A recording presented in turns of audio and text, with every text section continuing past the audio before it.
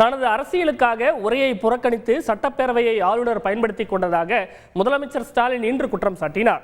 இதனிடையே அரசு திட்டங்கள் மூலம் கட்டப்பட்ட 2.5 லட்சம் வீடுகள் பழுது பார்க்கப்படும் என சட்டப்பேரவையில் முதலமைச்சர் ஸ்டாலின் அறிவித்துள்ளார். இதுகுறித்து பயனாளிகளின் கருத்துக்களுடன் இணைகின்றனர் செய்தியாளர்கள் பாஸ்கரன், பிரகாஷ் மற்றும் சீனிவாசன். சட்டமன்ற கூட்டத்தொடரில் தமிழக அரசு தயாரித்த உரையை ஆளுநர் புறக்கணித்தது சர்ச்சையானது. இதுகுறித்து சட்டப்பேரவையில் இன்று கருத்து தெரிவித்த முதலமைச்சர் ஸ்டாலின், அரசியல் நடவடிக்கைக்காக சட்டமன்றத்தை ஆளுநர் பயன்படுத்திக் கொண்டாரோ என சந்தேகம் எழுவதாக குற்றம் சாட்டினார். ஆளுநர் அவர்கள் தனது அரசியல் நடவடிக்கைகளின் தொடர்ச்சியாகவே இம்மாமன்றத்தை பயன்படுத்திக் கொண்டாரோ என்று கருதும் வகையில் நடந்து கொண்டார். இது எங்களை அல்ல, நூற்றாண்டு பாரம்பரியம் கொண்ட தமிழ்நாடு சட்டமன்றத்தையே அவமானப்படுத்தும் செயல் அல்லவா? தொடர்ந்து ஆளுநர் உரைக்கு நன்றி தெரிவிக்கும் தீர்மானத்தில் உரையாற்றிய முதலமைச்சர் ஸ்டாலின், தெற்கு வளர்வதோடு வடக்குக்கும் வாரி வழங்குவதாக பெருமிதம் தெரிவித்தார். ஒரு காலத்தில் வடக்கு வாழ்கிறது, தெற்கு தேய்கிறது என்று நாமே முழங்கினோம். இன்று தெற்கு வளர்கிறது, வடக்கிற்கும் சேர்த்து தெற்கு வாரி வழங்குகிறது.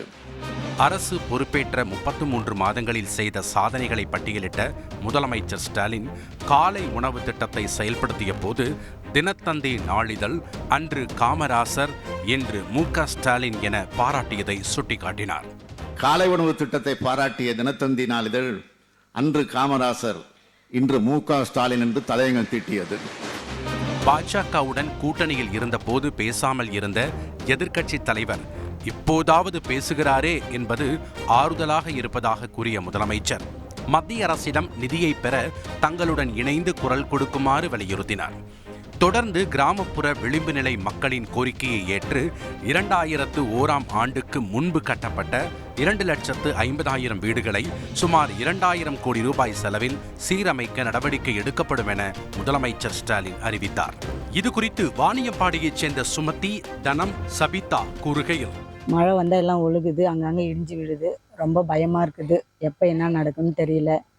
அதனால் இதுக்காக பண்டு ஒதுக்கிற முதலமைச்சருக்கு ரொம்ப நன்றி. ரொம்ப எனக்கு பெஜாராக விட்டு படுக்கிறதுக்கே பயமாக்கு சார். எனக்கு 40 வருஷமாக நான் இருக்கிறதுக்கே தண்ணி மழை வந்துச்சுன்னா தண்ணி மொண்டு ஊற்றுற மாதிரி இருக்குது சார். தயவு கூர்ந்து கொஞ்சம் சீக்கிரம் அதை பழுது பார்த்து கொடுத்தா நல்லாயிருக்கும்னு நினைக்கிறேன்.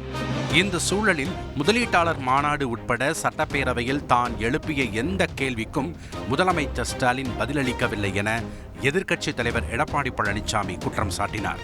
இவர்கள் ஆட்சி அமைந்த பிறகு இவர்கள் அறிவித்த 520 அறிவிப்புகளில் 95% அறிவிப்புகள் நிறைவேற்றப்பட்டதாக ஒரு பச்சை பொய்யை சொல்லிக் கொண்டிருக்கிறார்கள். அதற்கு உதாரணமாக சில அறிவிப்புகளை கோடிட்டு காட்டின, அதற்கும் பதிலில்லை.